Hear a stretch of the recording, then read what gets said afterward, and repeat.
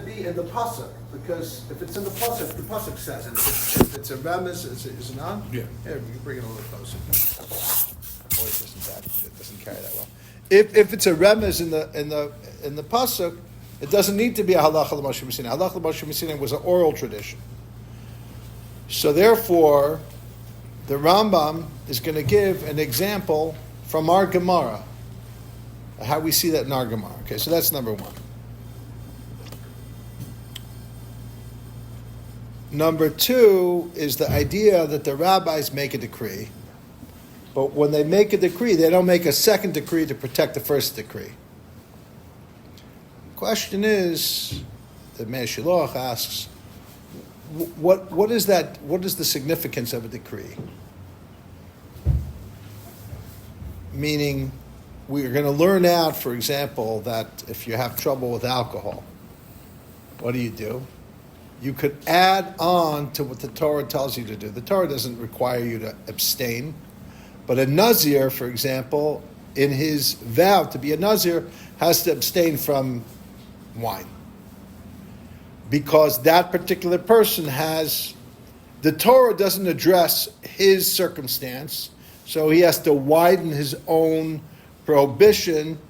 That's why a lot of people, by the way, they say, I'm religious, and I'm a mess, because they're not addressing the Torah to their own circumstances, their own vices. And the rabbi's job is to see where the Jewish people are in the world and protect the integrity of the Torah by adding without adding. That's called you're making an enactment. So as long as the enactment is an enactment and not the essence of the Torah, meaning it's not a new mitzvah, it's just protecting an existing mitzvah, then you're not adding to the Torah, you're protecting the Torah. So that's the second thing we're going to learn about. The third thing is we're going to learn about Yesh Am l'Mesoros or Yesh Am l'Mikra. When Raphael is reading the Torah, what is he doing exactly over there? Why are we making this guy crazy? Do we want to torture him? Why can't we just have vowels in the Torah? Okay? Do you know that if a Sefer Torah is written with vowels, it's puzzle? Even if you erase the vowels, it's still puzzle? Why is that? Okay, that's number three. Number four is about Schach. Is the Schach the essential thing of the Sukkah, or maybe I wouldn't know. It's not the essence of the Sukkah, perhaps. It's a part of a Sukkah. Number five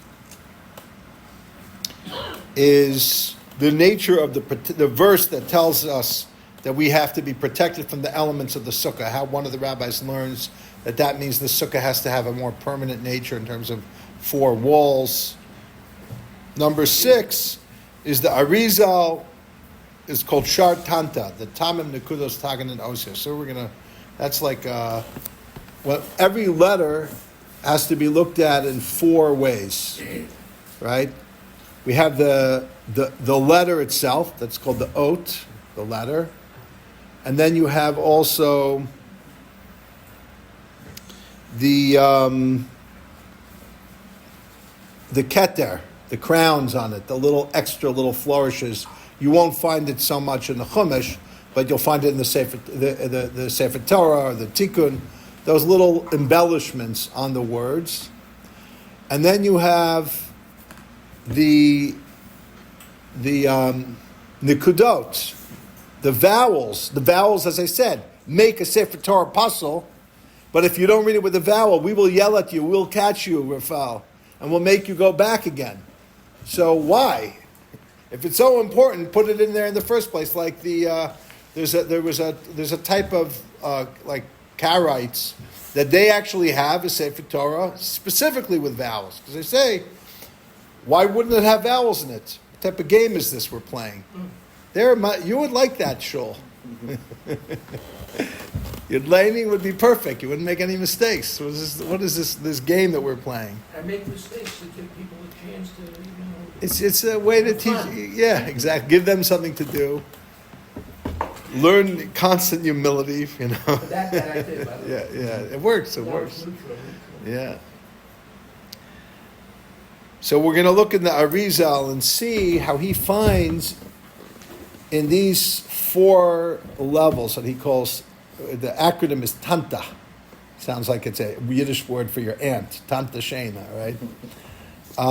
But Tanta stands for Tagim, which is the crowns, Nikudot. Actually, might be Tamim. Nikudot, the vowels, the vocalization. Where's Tam? I think the first one is Tam. The cantillations. Then the Kudot, the vocalization, the vowels. Then the Tagin, the crowns, and then finally the lowest one. Paradoxically, the one that we take for granted, think is the most important, is the letters. That's the lowest level, the Otiot. Okay, number 7 is what the Arizal teaches us about the 2 walls of the Sukkah, and the third wall, the shear, is even kosher with a handbreadth. Number 8 is how the Alter Rebbe explains that, embellishes that, and talks about the relationship between Rosh Hashanah, Yom Kippur, and Sukkot. Number 9 is, we're going to learn a little bit of Rabbi Nachman of Breslov, as taught by Reb Nosson. And 10 we'll never get to. Okay. That's the intro. If you didn't get it, that's okay. Because if you got it, you could leave now. Chaim.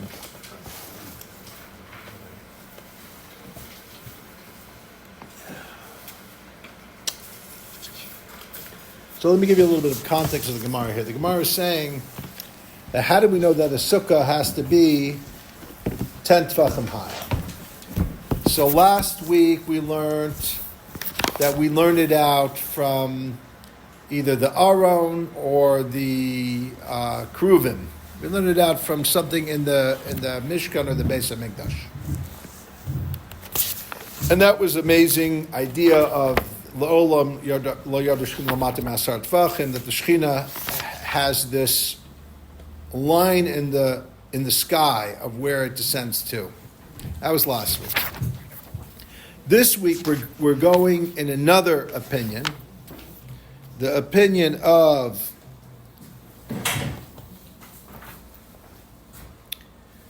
Rabbi Yehuda, who doesn't learn that the amos of the kalim and the Beis HaMikdash were 6 tefachim, so therefore everything we learned last week doesn't work for him. So how do we know that the shear, the height of the sukkah of the wall, the sukkah is a minimum of 10 tefachim, and then above the 10 tefachim is the schach, right? How do we know that? So he says, Halacha l'Moshe Sinai. When all else fails, if you have a tradition that you know this is, we don't need to learn it out from a complicated limud. It's just the way it is. God taught it to Moshe at Sinai. Now, what is Halacha l'Moshe Sinai? Isn't it all Halacha l'Moshe Sinai? It doesn't have that designation. We're going to learn the Rambam how to designate it. Okay. The problem is there's a Reb Chia. Now, here's a question. There's 2 ways to learn this. Is Reb Chia agree that it's Halacha l'Moshe Sinai? Maybe he does. But the question is whether Reb Chanan agrees. I'm going to say Al Pi Pashtus, meaning a simple reading is he does not agree. But it's a dialectic about where do we know the laws of various shiur, measurements for a variety of things. How much you cannot eat on Yom Kippur to violate the not afflicting yourself, right, and eating. This amount you would be chayiv kares, whatever the punishment for eating on Yom Kippur. How much can you not carry on Shabbos? What is the shear for different measurements? So the question is those all in that category of Halacha l'Moshe Sinai? And that's a debate in our Gemara. That's the intro to our Gemara. So Reb Chanan says, the verse that says, Eretz Chita Sa'ar Gefen Netain of Rimon Eretz Yesh Am and Devash, don't look for it, it's in the previous page, so I didn't print it. A land of wheat and barley and wine, figs, pomegranates, oil from olives and date honey. All of those things indicate a specific shear. Okay, and that's the first half of Vav Amid Aleph. Actually, the whole Vav Amid Aleph primarily deals with. But at some point, the Gemara rejects Reb Chanan. And that's where number one is. So Reb Chanan's conclusion is Al Madaraisa, that we see from this, the way Reb Chanan learns, all of the shiurim that are based on this verse of how we know how much you can eat on Yom Kippur is this amount, and how we know that how much you can't carry on Shabbos is that amount. It's all from this verse of Eretz Chita Sa'ara. The Gemara asks on that, V'tizbira. Now, if you want to follow in English, you can look on the Art Scroll version. The Gemara says, do you really maintain this opinion? Shiur and Miksivi, are these measures actually explicitly written in the verse? It just says a bunch of fruits. You're learning out what each of those fruit sizes corresponds to what. It doesn't say that in the verse. But rather, sorry, it got a little cut off, so I'm going to read it in the Hebrew. Rather, you must say that it's a halacha l'Moshe Sinai. It's a tradition from Sinai. The verse is an asmachta. It's a device to help us remember it, or it's like symbolic, but it's not the actual meaning of the verse. Okay, now let's turn a couple pages here. Turn pages till you see one. There's 1A and 1B. You see where the pages get different? It's no more Art Scroll. You see that? The page before that is still Art Scroll. So let's take a look in the Art Scroll. It's a Gemara and Brachos on Mem Aleph Amid Aleph. I circled it. I'll translate it. The Amar Yosef became Rabbi Yitzchak. Kol ha-muktam b'pasuk zav muktam l'bracha. You want to know why there's a verse that has it in this particular order for the different 7 species of Eretz Yisrael being praised? Whatever is earlier in the verse is muktam l'bracha. Also is what you make a bracha on first. So if you have different fruits of the 7 fruits of Eretz Yisrael, you look at that verse, and in the particular order, for example, if you wanted to look a little later, I have number 7, and I'll just read it to you. Based on this Gemara, the Shulchan Aruch lists the order of the 7 species as follows. Like if you have one of these things, you make the bracha in this order: wheat, barley, olives, dates, grapes, figs, pomegranates. Okay? You're not going to remember that, but it's here in the notes. In note number, in one of these things. Top teachings of the Daf on Brachos, Daf 41. Okay, but that's not what I wanted to get to. I will keep going back to the Gemara that I circled in Brachos. Upliga Reb Chanan. This opinion that says that order of the brachos is to teach you how to make a bracha, what comes first within the 7 species. Reb Chanan disagrees with that. The Amar Reb Chanan kol pasuk kul shiur namar. Reb Chanan says that entire pasuk is to teach you different measurements. Chita, titnan, nichlas, l'bayis, manuga, v'kila, b'kseifa. What does the word wheat come to teach you? It comes to teach you a din and how long somebody who's holding a thing in their hand and is in a house that has sarasin before that object becomes impure. Okay, and then so on and so forth. 7 different limudim from the 7 different words. Let's look in Rashi. This is a very interesting Rashi. Ethan, look at this Rashi. What is it? Which Rashi? I circled the Rashi. But it's actually, you know what? Here, I made it in big print for your eyes. This where it says 1B. 1B. But you could follow along in 1B. It's a bigger version of the same Rashi.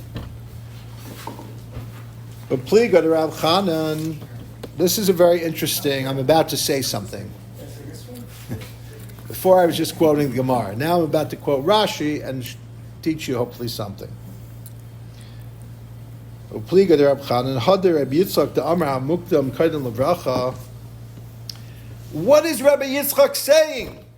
That he says whatever comes first in that verse comes first when you say a blessing on it. You have this, you make a bracha on this fruit before that fruit. Al Makro L'Shvach Eretz Yisrael. What does that really mean? What that means is that how do we praise a place? Say, oh, Yerushalayim, the falafel's amazing. How do you praise Moshe's falafel? It's almost as good as being in Eretz Yisrael. So how are you praising Eretz Yisrael? You're naming the fruits that have special qualities because they're in Eretz Yisrael. And you want to know what? It's okay for the Torah to list them in order because the Torah's order is teaching you about how special each fruit is. Which fruit is better than others? If you're moving somewhere, you're moving from Egypt, from the desert, the wilderness to Eretz Yisrael, you better know what falafel stand to get a falafel at, and which fruits to have, and which are the better fruits of the better fruits. This is Rashi. Al makro l'shvach Eretz Yisrael ba. That means that is what the pasuk is telling us. It's praising Israel through its fruits. Sheyesh ba peres hachshuvim alalu has these very, very amazing fruits. The chashuva fruits. You want to say somebody's important, you say it's a chashuva yid. We're saying chashuva fruits. These are not just fruits, they're chashuva fruits. These are important. These are amazing fruits. Umanan kesedach shivusam. And not only that, we order them, we count them according. There's a pecking order of how. Just like this guy is, he's amazing, but the other guy, wow, he's the president. This guy's just the vice president. The fruits also have this order which is more chashuv. You want to know the shvach of Eretz Yisrael? Know the shvach of its fruits and the order of the order of how they are. B'tam shulahem. In there, what makes a fruit chashuv? It has a PhD? No, it tastes good. The better the taste, the more chashuv it is. However, if you don't have that pasuk because you need it for something else. Rab Chanan of our Gemara. So he says, Shvacha Eretz Yisrael. Rab Chanan doesn't care about the way fruits taste. He's a serious Rosh Hashiva. He says that can't be what the Torah is. You think that I'm going to go to Eretz Yisrael because of the falafel stand? I have to go because of the grapes and because of the olives? No. It has fruits that we measure laws of the Torah through. Like what we were learning about last week. That we embed kedusha and physicality. The kivin the hachihu. Now we go back. I cut myself off, and since this is the case, I'm going back to the Gemara side, which wasn't cut off.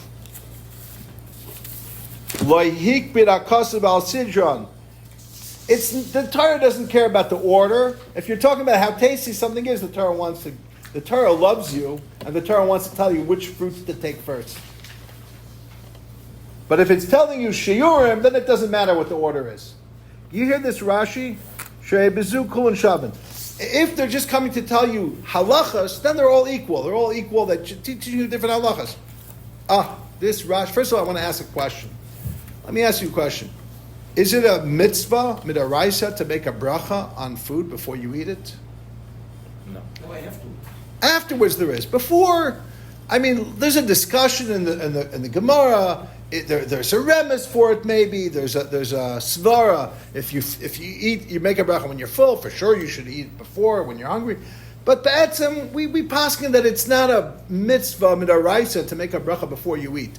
How could there be a pasuk teaching you in something that we don't even do midaraisa, which is to make a bracha rishona of the order of the bracha rishona amongst these fruits. It doesn't make any sense. To the point, and the Gemara is saying it really means this because it's one or the other. If you learn like Reb Chanan that it's l'shiurim, then you don't know which bracha to make first because it's not about what bracha to make first. I mean, but what? There's no bracha rishona midaraisa. So you must say that what? Then it must be referring to shiur. No, that it's referring to Shvach Eretz Yisrael. Like I said, it's telling you the praiseworthiness of the fruits of Eretz Yisrael, which ones are better. Once the Torah tells you which ones are better, it wants to tell you which ones are better because God loves your body and He wants you to enjoy His fruits. Once He's telling you that, and we do make a bracha, you make it in that order. If I was a brisker, I would say, there's a kiyum of not a mitzvah of a bracha of hodah, but a kiyum of a bracha of hodah in Shvach Eretz Yisrael. You're fulfilling some level of thanking HaKadosh Baruch Hu. It's like Mikra Bikurim. Like, by the way, how do we know that what you bring for Bikurim? Also from this pasuk. You don't bring stamany fruits. Maybe you could arguably say that this pasuk is telling you, in Mikra Bikurim, if you have different fruits from these 7 fruits, this is the order. Because you want to give it to the Beis HaMikdash, bring the better of the 7 fruits first. Maybe that also. But the fact is, that's what the Torah, meaning, what is the point of the pasuk? Is the point of the pasuk bigashmius to tell you, it says what it means, these are the fruits of the land, and it wants us to know that. And there might be a halachic application. We'll figure it out. This is the application. Or, no. The Torah is not interested in your stomach. You eat, don't worry about it. But the Torah wants to tell you halachas of shiurim. So that's Rashi. Comes now, listen to the Rambam. Turn the page. 1c.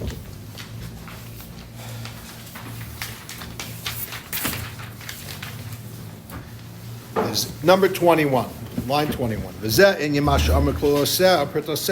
is the matter in which is said its general principles and its details. Klal Prat. I'll read it in English. It means to say matters that we can extrapolate by the general principle and detail. Klal Prat. It's a methodology of how we learn things out from the Torah. And the rest of the 13 hermeneutical principles, they're also transmitted from Moshe. And about all of those, even though they are transmitted through the mouth of Moshe, it's not said. Lo nemar behem halacha l'Moshe. We still don't call those things halacha l'Moshe Sinai. If we have an exegetical method to extrapolate from the verse those meanings, even though it does come from Moshe, we don't call it halacha l'Moshe Sinai. For example, She'ein lomer pri eitz hadar hu eser halacha l'Moshe Sinai. We don't say that the Torah says the pri eitz hadar, the fruit that dwells. Torah doesn't call it an esrog, and we know it's an esrog halacha l'Moshe Sinai. We don't say that. Or we say that it says when you patza tachas patza, kiva tachas kiva, ayin tachas ayin. All of the verses that say we physically give retribution of somebody who damages a fellow by taking out his eye, we don't say halacha l'Moshe Sinai. It doesn't mean his eye, it just means money for his eye. We don't call it that. Why? 22.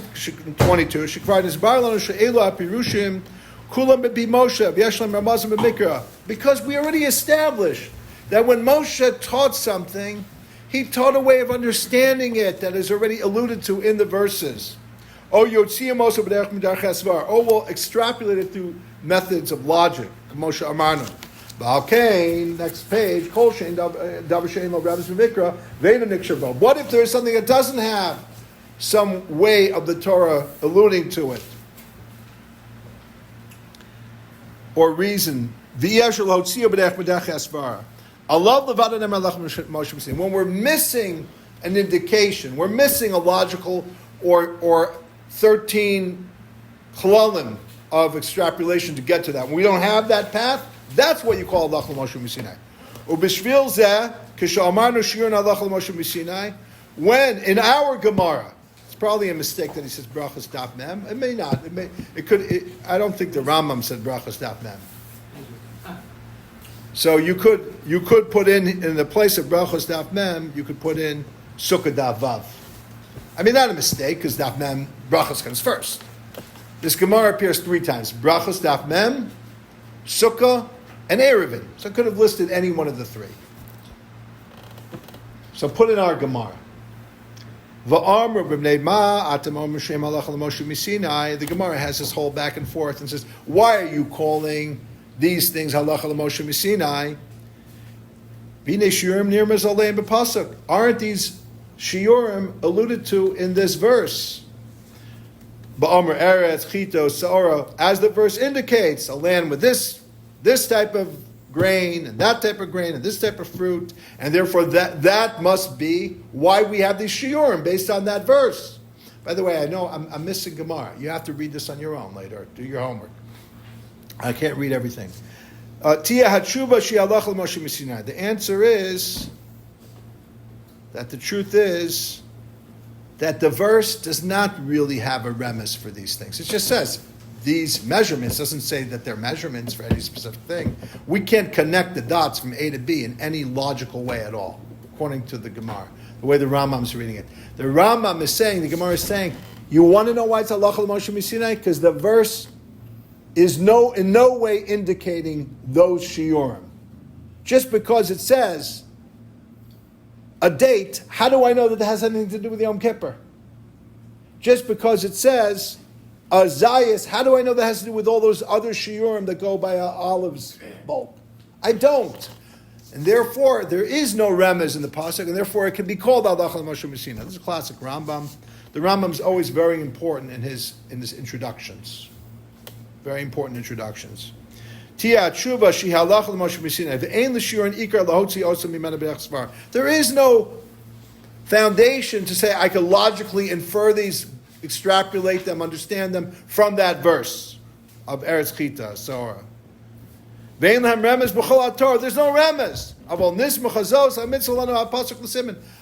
We'll say it's an asmachta. We'll say it's a sign. To remember, it's a memory device. You know who doesn't agree with the Rambam? Calls him, I don't want to say heretic, but Who says that? you know who doesn't agree with this Rambam? About asmachta, the Ritva. The Ritva says, don't, God forbid, say an asmachta that the Torah had no idea that the rabbis would come up with these like memory devices. No, the Torah knew exactly what it was saying. And asmachta has a basis in the Torah. The Rambam and the Ritva agree to disagree. The Ritva uses some harsh language for the Rambam. So this is extra credit. The next page is they have a whole 10 different teachings on the daf in Brachos 41. That's our sister daf. I circled some of them. I forgot to circle number 7 that talks about the prioritizing of the 7 fruits. Okay, but you could take a look at that in your own time. Now we're going to go back to the Gemara. We're going to go quickly through 2, 3, 4, and 5 in 1 minute because we got to get to 6. L'chaim.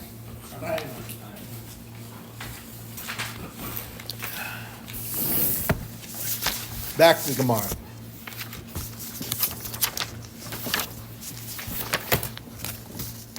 Turn the page, number 2.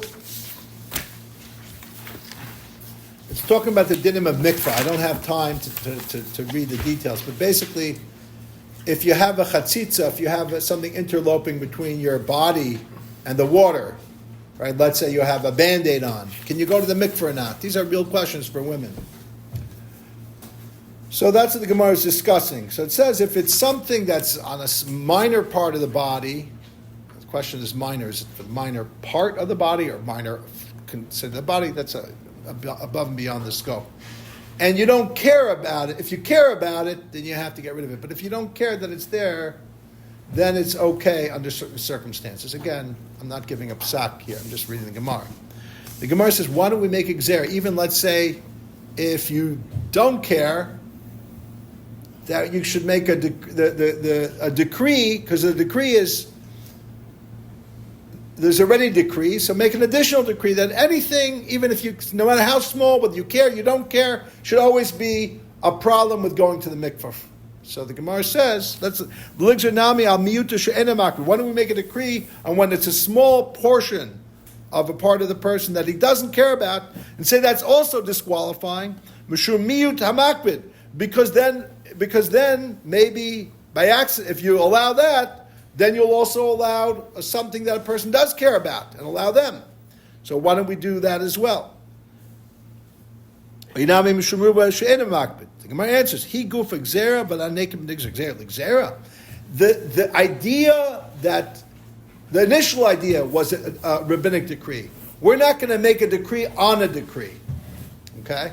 I'm not going to get into the details. So all I'll say is, the Meir Shilach, the Ishbitzer points out, what is the yesod here? The yesod here is, you're protecting something, and to protect it, you have to make a fence. That's what a gzera is a fence. When you make a fence to protect the fence, you're forgetting that the fence is a fence. You think the fence is the essence of what's required. No, the fence is only there because there is something that's required. So if you didn't have the first protective fence, but to make a second protection on the first protection is only allowed, according to the rabbis, when the first fence isn't strong enough.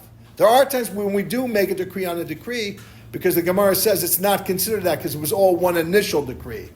That if, for example, if you didn't make the second decree along with the first decree wouldn't have been strong enough. Meaning, sometimes a fence, like you need a perimeter to protect a trump. Apparently they don't know how to make good fences to protect the guy. So sometimes you make a fence, but you need to make a second fence because the first fence has a flaw in it. That's the only time you can make a double gzera. It isn't really a double gzera. It's a single gzera with two aspects to it. Otherwise, it won't hold. Otherwise, it's not firm. Anyway, there's more to say on that, but let's go to number 3. The Gemara says, number 3, Rabbanan Savi. What's the machlokus? There's a machlokus. Tana Rabbanan. I'm 2 or 3 lines above number 3. The rabbis taught Shtan Kolchasan V'Shlishus Afil Tefach. This line is very important because it's the yesod of the Arizal and the Alter Rebbe of what is Sukkah, what the energy that we're picking up of by being in a Sukkah. It was taught that the rabbis say a sukkah only needs 2 full walls, and the third wall is good enough just a handbreadth. Rabbi Shimon disagrees, and he says shalosh kilchasan, 3 proper sized walls. V'reviyas afil tef. The 4th wall could be only a handbreadth. Now the Gemara asks, "B'may kamifli," what's the source of the debate? And there's 5 different explanations given. We're going to do like 2 of them. Rabbanan Savi Yesh Am Lemisaris. Rab Shimon Savar Yesh Am Lemikra. It has to do with how we read a text. So there's a Misaris and there's a Mikra. What is a Misaris? What is a Mikra? So to understand that, let's look in the Gemara. The Gemara says, Basukos, Hurricane Arba. Okay. Let's see what the art scroll says here.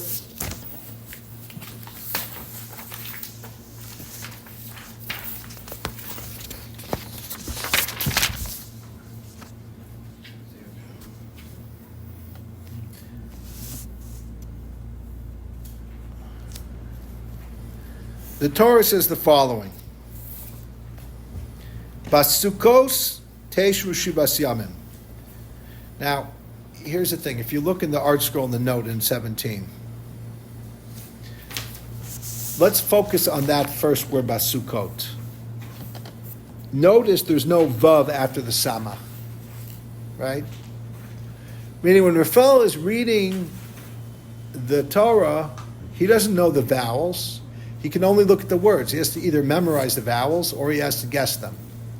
So, Basukas, without a vav, if you would just pronounce it with a vav is an indicator of a oo sound usually. Could be so basukas without this basukas without the sukas is singular in a sukkah. But when you add the vowel, you could have a little dot, basukos, right? You could add the vav above the chaf, and that will make the chaf sound like there is a vav after it. So that's called, if you go after what Rafal sees, it looks like it could be a singular sukkah. If you go after how he reads it, because of the nikuda, because of the punctuation, then it sounds like Sukkot, like plural Sukkot, like there is a vav, even though there is no actual vav there. So that Yesh Am lemikra means, do we listen to how he's reading it? Or Yesh Am lemasoros means, do we look at the words that are written? Masoros are the tradition of how to fill in the words. When to put in a vav, when to put in a yud, when not to put in a vav, when not to put in a yud. Okay, so that's the debate. And based on that debate, there's either going to indicate that there should be 3 or 4 walls. So that's the Gemara goes back and forth in that. Learn that on your own time. So that's number 3. Let's go to number 4. But this is very important to know, because when there's a Torah reading, why is it that it's puzzle if the Sofer put in the Nikudot? Well, why don't we make a separate puzzle that you can't fix it? There's no way you can fix that. Why not? Because that person doesn't believe in this distinction, that the Torah is given on one level, it's given as a Masorah with just words. In terms of the way you write it, just the words. You can't put in the Nikudot. It makes sense because you could rearrange the letters depending on your level of understanding that the whole Torah is the name of Hashem. But So there's different elements. Every time you learn, you're also reorganizing letters. So think about what you're doing when you're laning, is you're looking at the letter, and the first initial millisecond is it says one thing, and then you remember the vocalization, the nikudot from having prepared. When you don't, we'll remind you. And so you're basically adding on a level, and then what else are you doing? You're also having to remember the trop. And then you're also noticing there's visual things that nobody else notices, because they're not reading it unless they're giving that Leah, of these little crowns. So when you're laning, that's what you're downloading all of these things. In the middle, you don't even know how it's just working, boom, boom, boom, like a supercomputer. They're getting into now. My AI is kicking in on my phone yesterday. Everything started with AI. AI is all over the place. I didn't do anything. It's just like, did you notice? AI is like Google's like AI now. Generative AI. Everything is just like, I wasn't looking for it. It found me. But that's what's happening. Yeah.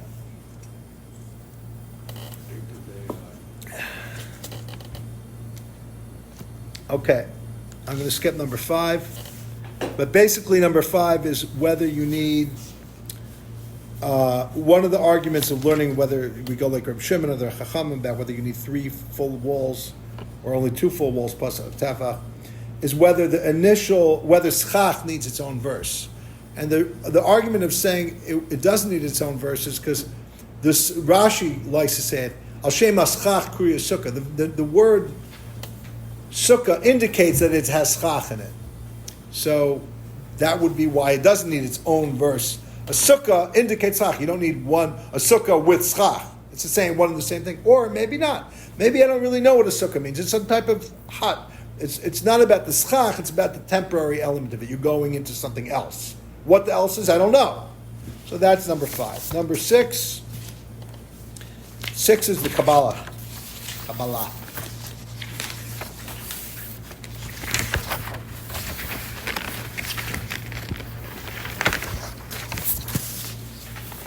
Okay. By the way, I wrote this as a translation of Otzros Chaim, and I have no idea what I wrote it many years ago, like 10 or 15 years ago. And I'm reading it today, I'm like, I have no idea what this is about. And I wrote it, or I translated it at least.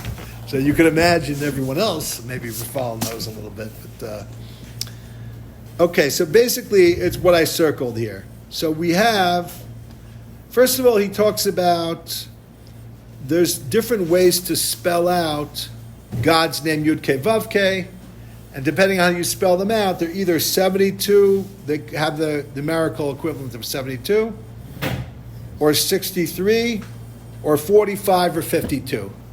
So those are the four names of Yud Ke Vav Ke. They're called Ab, Sag, Ma, and Ban. 72, 63, 45, and 52, respectively. And they're each like corresponding to a different level. Like one is for Keter, one is for Chachma.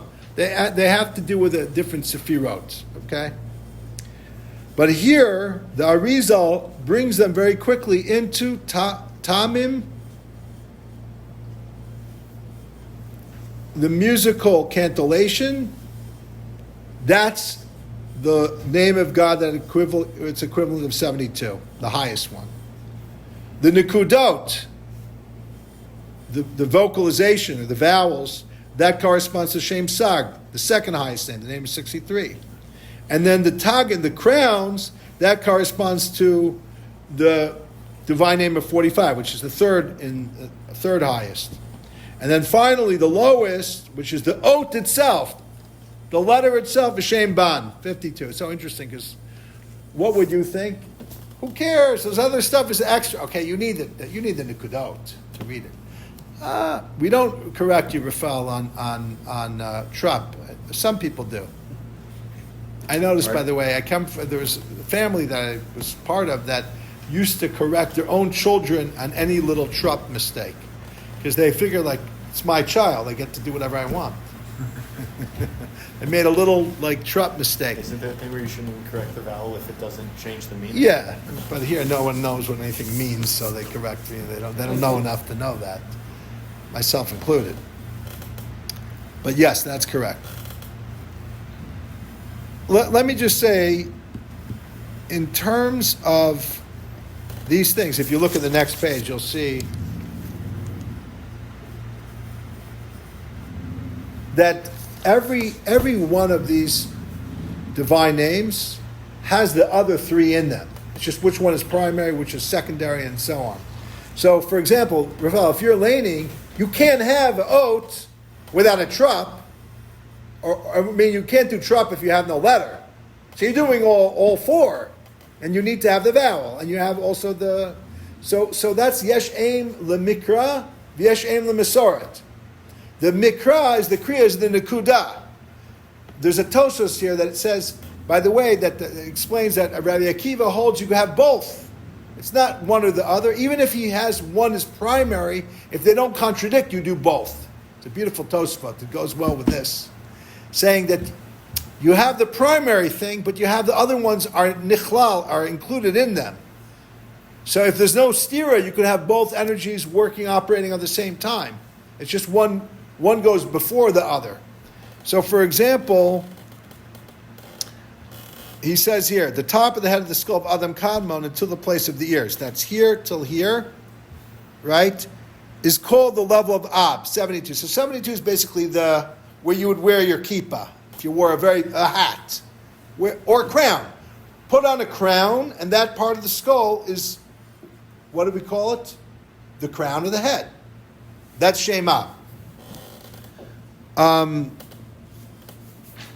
that's the secret of Tamim. Then you go down. Let's say the ear level. I think the ear level is it Sag, I think? 63. Yeah.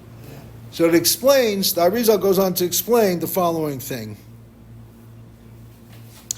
That in the Shem Sag, there's more of a unification. What happens is in each of these levels, there's an Or Yashar and Or Choser. Or there's light coming in multiple directions and meeting in the middle. What we call in philosophy a dialectic.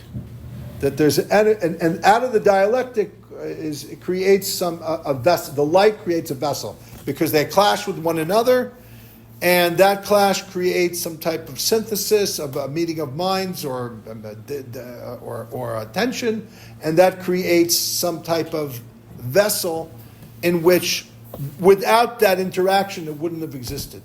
So the two ears represent, for example, the right ear and the left ear. The right ear is what I want to hear good about people. The left ear is what I want to hear bad about people. So the energies of both ears crisscrossing and meeting represent, and the same thing with the eyes, same thing with the nose, same thing with the two sides of the mouth. They each represent this kind of energy. Anyway, I'm losing you guys. Okay, next. Number 7. It gets better. It gets better. By the way, this is all homework, guys. There's great reading here. You'll have a lot of stuff for Sukkot here. I circle number 7. Nivarat inyan Sukkah hamisachachas l'shneihen. Shubchinas yora yamin zer ampin hamakif v'sanukva. I won't even translate that because that's Kabbalah. Ki halo ba'oso azor yamin yeshbo b'vade or hamakif oso. Vihine, this is what I'll translate. Kishu mechabe kesanukva. When the masculine divine energy hugs the feminine divine energy. Ki halo ba'osa azor, I mean it's with the right hand. Yeshbo bevade or hamakavos. It has the energy of surrounding light. It's called, which is like a hug. Meaning kishu mechabek sanukva, when he hugs the feminine, nimsa mukafes musachachas bo. She is what's it called when somebody's in your hug? It's like Embraced. Embraced. Thank you. And surrounded by him. Vihine nodazeh shamar azel kikar sukkah heim beis tfanos kil chasin. Guys, you have to read this and weep in a good way. This is what we just read when we said, the rabbis say that the halachas of what the laws of a sukkah are, 2 full walls and a tefach. We just read that in the Gemara. This is what the Arizal says it means. The Gimel afilu tefach hu in chibuk hazura anal. That is the right hand of Chesed encircling the nukva. V'hu k'sha'adam mechabek es isho. Example: if you're loving someone, you're married, you have a wife that you love, and you give her a hug. Hine hi yimedes panim bepanim. You're standing facing one another, face to face, and very close. Vaz mischabek bezor, and then you put your arm around her. V'ine bezor yesh bo gimel prakim. Has 3 parts of it. Echad hu ha'perak hasamel hakatef. The first is the one closest to your shoulder, what we call the upper arm. Uperak hazor atzmo, and then the forearm. Upir kashal atzbos, and then the hand, the fingers. Those are the 3 parts. You're holding on to the left side of the woman facing you. In paraka elyon shazura atzma, with this side, your upper arm. Acha chof zara yoser, and then you turn your forearm in. Mechabek ha'achar shal nukva, to hold on to her back. Beperak beishal azra. Harihim beis defanas gemurim. Those are 2 full walls. Them old kof dof and gimel, the little wall, your hand, shuperik hayad, and metzbos levadim hanichvach u'mechavik tzad shal nukva. That's holding on to her face. V'zeu shtaim kol chasam shush afilu tefach. Kitzad apnim shal nukva enu b'chinas chibu kula, rak b'chinas shir tefach mena levad. Okay, beautiful. There's a lot to say on that. So let's do number 8. I'm just going to do the top of what I put in a little box towards the top of number 8. First, it talks about knowing how far you are from God on Yom Kippur and all the tshuva you have to do, and that's the meaning of what it says in Shir Shirim. His left hand is under my head. Here, Shalides Moldocha, Shebachol Aseres, he made tshuva through the left, it pushes away, it makes you do tshuva of those 10 days of tshuva. That you put yourself down to realize how far away you are, but in a way that makes you do tshuva. You did all the heavy tshuva. Now skip down to the bottom. And then what happens when you do tshuva? You start getting oneg, you start getting... The fear turns to something even beyond love. When you reveal this oneg, this pleasure, that's joy. God rejoices in what He created. That's you. We rejoice in Him. Joy is a revelation of this pleasure. That is the Sukkah. That's our time of joy. To hover over us. That's the right hand, like the Arizal says. When you hold on to your friend, you hold his back. Shlomo said this Torah every year. Even the backside of the person, the part of the person that they hide in the closet because they don't want to reveal who they are. That's the back, represents the part of yourself that you want to not show to the front, to other people. Shubis chitzoniyut to Adam. That's the lower, the chitzoniyut. Shenim shachach olam hazeh, that where you get into too many physical things.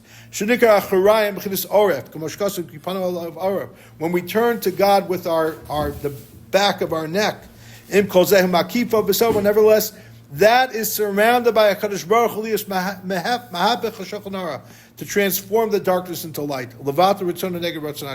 And as far as we're concerned, to transform our individual wills to do what God's will is. Because God's right hand is a revelation of His infinite light. Okay,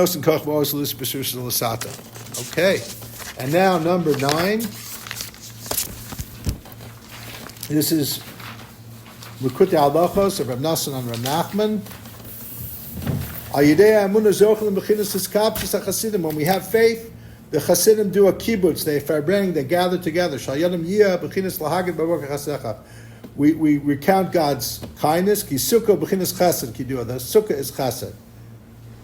That's a chibuk. Yad yamin ki yadua. She'az b'sukkos miskapsim kol hachasadim. It's not I read it Chasidim. It's really Chasadim. It's a funny mistake to make. Chasadim means God's love, but I like my mistaken reading. It's a good reading, and that's the Chidush Olam.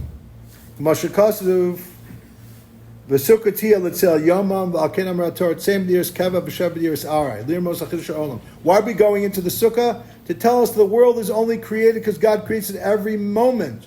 This world isn't real, and it's the stability is only God behind it. And they will really renew it. Why is this Sukkah talking about L'asad Labo? Because then we'll be in the Levyasan b'Sukkah Sananei Hakavod b'Sukkah Tiyel Etzel Yomam, like the Gemara on Daf Beis says Valkain. That's why the Umas Olam, when they want to see the Gili of Lakus, God will give them the mitzvah of Sukkah. Ki Sukkah b'chinas Defanos and Mechitzas HaMochin Shezochan Al Yadam L'Shmir Sarbish Al Yadam Zochan b'chinas Kavod b'chinas Tembuah. Okay, beautiful. Thank you, guys. Great. Let's go Davin Meyer, but this is something to get us ready for Sukkot. I didn't close it. I don't know how to close it.